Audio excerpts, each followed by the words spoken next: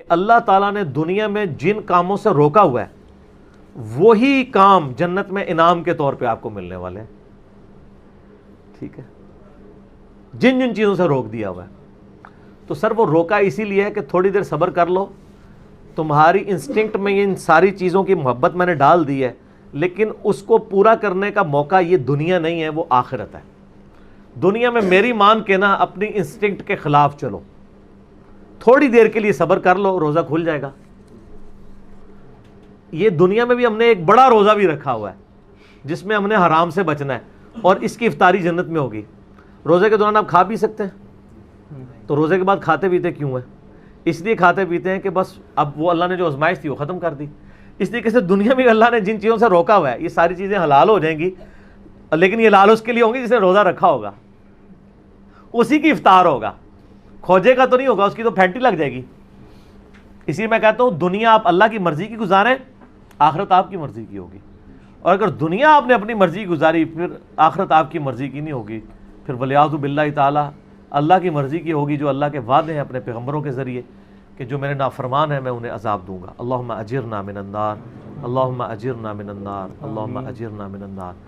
سورہ آل عمران میں بھی ہے نا, زُيِّنَ لِلنَّاسِ حُبُّ الشَّهَوَاتِ مِنَ النِّسَاءِ, اور اس کے بعد کافی چیزیں اللہ نے گنوائی ہیں کہ اللہ تعالیٰ نے مزین کر دیا ہے انسان کے لیے, یعنی دنیا کی جو اٹریکٹفل چیزیں ہیں ان میں سے عورتیں ہیں, مال ہیں, بیٹے ہیں, سونا چاندی کے یعنی ڈھیر ہیں, اور نشان زدہ گھوڑے ہیں, برانڈڈ کاریں ہیں آج کل کے دور میں. تو یہ ساری کی ساری چیزیں اللہ تعالیٰ نے ان کی محبت ڈال دی ہے, لیکن یہ محبت اللہ کو کراس نہ کر جائے, لمیٹڈ رہے. ان لمیٹڈ ہوگی جنت میں, جنت میں زندگی بھی ان لمیٹڈ ہے, نعمتیں بھی ان لمیٹڈ ہے. یہاں تو پابندی ہے آپ کے اوپر چیزوں کی, تو یہ اللہ نے اس لیے رکھی ہیں کہ آپ کو جنت کی قدر ہی تب آنی تھی کہ جب آپ کے دل میں ان چیزوں کی طرف رغبت پائی جاتی ہو. اگر آپ کو پیاس ہی نہ لگے تو ٹھنڈے پانی کی رغبت کیا ہوگی؟ پیاس کے بعد ہی قدر آئے گی نا. تو دنیا میں اللہ تعالیٰ نے یہ ساری چیزیں جو اٹریکٹفل تھیں وہ رکھیں, اس کے بعد اللہ نے آزمایا اس حد کو کراس نہیں کرنا, یہ حد کو کراس کرنے کا موقع تمہیں دوں گا اور ہمیشہ کے لیے دوں گا, بس تھوڑا سا روزہ رکھ لو, آخرت میں افطار کروا دوں گا. اور جب وہ افطار ہوگا تو پھر آپ جو مرضی کریں. قرآن پاک میں کئی جگہ ہے نا کہ جنت میں ہر وہ چیز ہے جو تم چاہو گے. صحیح بخاری مسلم میں حدیث ہے, جنت میں اللہ تعالیٰ فرماتا ہے میں نے اپنے بندوں کے لیے وہ نعمتیں تیار کر رکھی ہیں جو نہ کسی آنکھ نے دیکھی, نہ کسی کان نے سنی, نہ کسی کے دل پہ کھٹکا گزرا. پھر نبی علیہ السلام نے سورہ السجدہ کی آیت تلاوت کی کہ میں نے اپنے بندوں کے لیے ان کی آنکھوں کی ٹھنڈک نعمتیں جنت میں چھپا کے رکھی ہیں. میں اکثر کہتا ہوں کہ انسان کے پاس سب سے بڑی جو خواہش ہے نا انسان کی, نمبر 1 یہ ہے کہ مجھے موت نہ آئے, نمبر 2 مجھے کوئی تکلیف نہ آئے, نمبر 3 میں بوڑھا نہ ہوں, ہمیشہ انجوائے کرتا رہوں ینگ ایج. یہی ہے نا 3 خواہشات. اگر یہ 3 چیزیں دنیا میں آپ کو مل جائیں تو سر خدا کو پھر کس نے رسپانس کرنا ہے؟ آپ سے میں بھی پوچھ لیتا ہوں, اگر آپ کو کوئی مصیبت پریشانی نہ آئے, آپ بوڑھے نہ ہو اور آپ کو موت بھی نہ آئے, تو خدا آپ کی ضرورت ہی نہیں ہے. اور خدا میں یہی کوالٹیز ہیں کہ اس کو موت نہیں آتی ہے, اس پہ کبھی زوال نہیں آتا, اس لیے خدا کسی کا محتاج نہیں ہے نا. ہماری ضرورت خدا ہے لیکن ہم خدا کی ضرورت نہیں ہے. اللہ کہتا ہے میں غنی ہوں. اور جنت میں آپ کو یہ تینوں خواہشات اللہ نے جنت پہ جاتے ہی جو آپ کو پہلے سمجھ لینا 3 جو تمغے ملنے ہیں نا وہ یہی ہیں. صحیح مسلم میں حدیث ہے, اعلان ہوگا جنتی ہو تو میں مبارک ہو. جنت میں انٹر ہوتے ہی آج کے بعد کبھی مرو گے نہیں, ہمیشہ زندہ رہو گے. اور بخاری مسلم میں حدیث ہے کہ موت کو مینڈے کی شکل میں میدان محشر میں لا کے قتل کر دیا جائے گا. جنتی خوش ہوں گے کہ اب موت آنی نہیں ہے, اور دوست کی کہیں گے وہ کاش ہمیں موت آ جاتی. دوسری خوشخبری ملے گی, صحیح مسلم میں حدیث میں الفاظ ہیں, آج کے بعد کبھی بوڑھے نہیں ہوگے, ہمیشہ جوان رہو گے. تیسری خوشخبری ملے گی, آج کے بعد کبھی تم بیمار نہیں پڑو گے, ہمیشہ تندرست رہو گے. 30 سال عمر ہوگی ہر جنتی کی اور 30 ہی رہے گی. اور چوتھی خوشخبری اتنی بڑی ہے کہ آج کے بعد اللہ تم سے ناراض نہیں ہوگا, ہمیشہ ہی راضی رہے گا.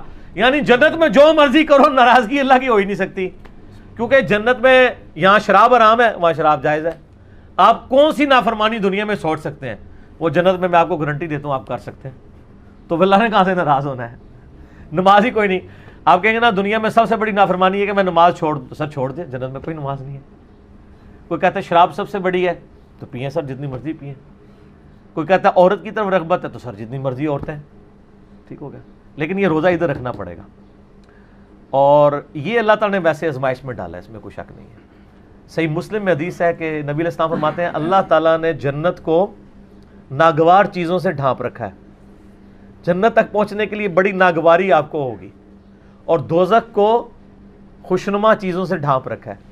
یعنی دوزخ کے اوپر تو کڑگا لگا ہوا ہے، ہر بندے ادھر بڑھے گا. اور جنت والا بندہ سوچے گا 10 بار یار بڑا اوکھا راستہ ہے، ایک کون کر سکتا ہے جی. یہ حدیث مسلم شریف میں.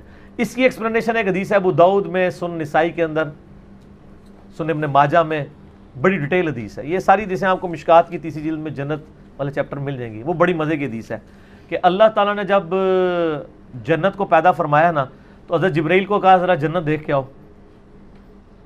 وہ آئے، کہتے ہیں یا اللہ کیا بات ہے، مجھے تو نہیں لگتا کوئی بندہ سر دھڑ کی بازی نہ لگا دے جنت میں پہنچنے کے لیے.